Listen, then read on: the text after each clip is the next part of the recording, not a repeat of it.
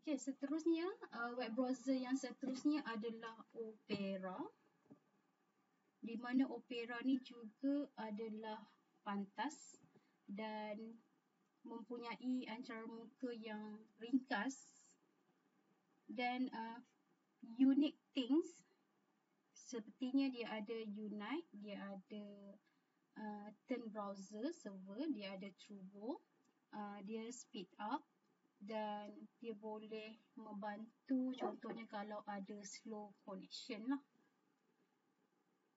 Dan oleh kerana ianya agak macam kurang orang menggunakan Opera ni, jadi Opera ni kurang disokong lah oleh pengguna dan lama-lama kebanyakannya orang pun dah tak menggunakan sangat Opera tu. Opera ni dia tak glamour lah berbanding web browser yang lain. Tapi kita kena tahulah ada juga web browser lain selain daripada yang common kita guna. Okay, bila kita nak getting around the web, kita perlu ada URLs, kita perlu ada hyperlink dan kita ada juga favorites and bookmark lah. Okay, biasanya favorite and bookmarks ni contohnya bila kita ada guna web browser, kita boleh favoritekan URL ataupun alamat web tersebut ataupun kita buat bookmark. Jadi sekiranya kita nak guna akan data, kita boleh pilih dekat favorite dan juga bookmark yang telah kita save awal sebelum ni.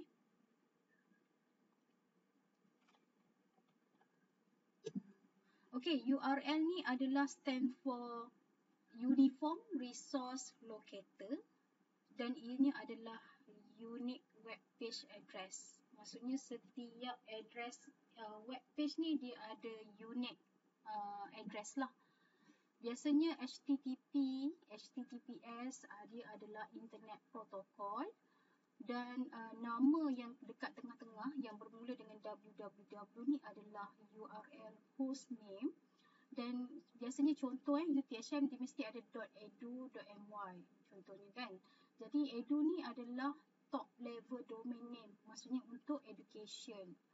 Kalau untuk government gov dan sebagainya lah. Dan URL pathname ni biasanya yang web page yang hujung lah. Contohnya menu dia untuk digital web page, untuk di bawah menu preservation dan di bawah menu digital.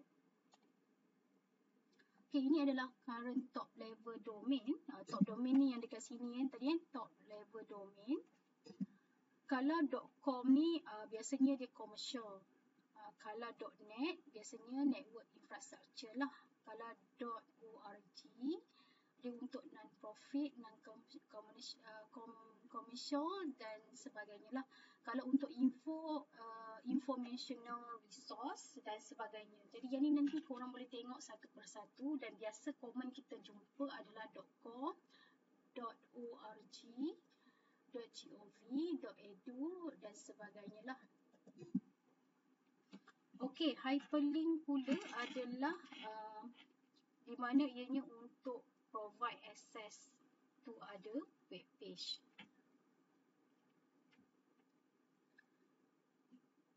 Dia menyediakan akses lah kepada website dan ianya menggunakan kod teks dan juga grafik. Maksudnya link tu biasanya kita ada keluar biru kan.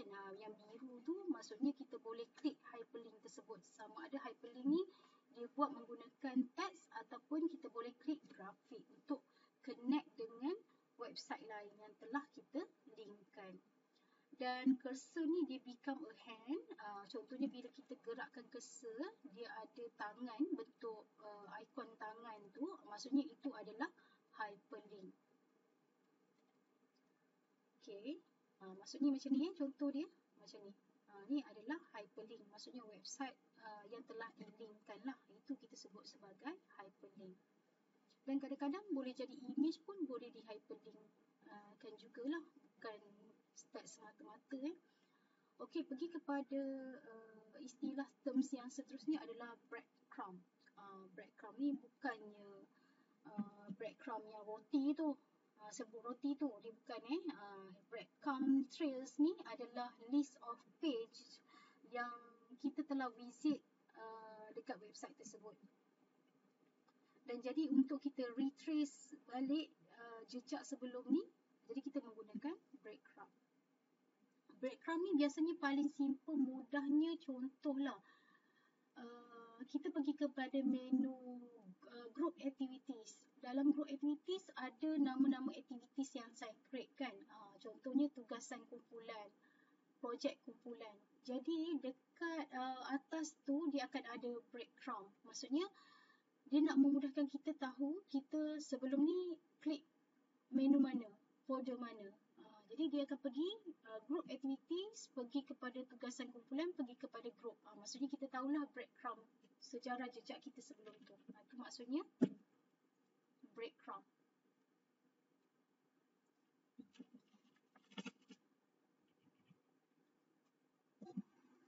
Ini contoh contoh macam ni lah. Kiranya pages yang di view ataupun paparan ni adalah di menu anniversary. Tapi starting sebelum kita klik pada menu anniversary, kita klik home dululah. Dekat home tu ada menu anniversary. Ini yang kita sebut sebagai breadcrumb trail. Okey, seterusnya adalah terms favorite dan juga bookmark. Di mana favorite and bookmark ni kegunaannya adalah untuk kita senang nak guna kemudian. Maksudnya kalau contoh contoh kalau kita buka Chrome saya tunjuk dekat Chrome kita menggunakan ada bookmark list. Maksudnya saya dah bookmarkkan website-website tertentu untuk memudahkan saya akses tanpa saya perlu type URL tersebutlah. Okey, contoh saya pergi ke website CGS contohnya. Dia akan pergilah. Macam ni ini maksudnya bookmark. Kadang-kadang ada browser yang menggunakan favorite, ada browser yang menggunakan bookmark. Okey, pergi kepada social bookmarking atau juga dikenali sebagai tagging.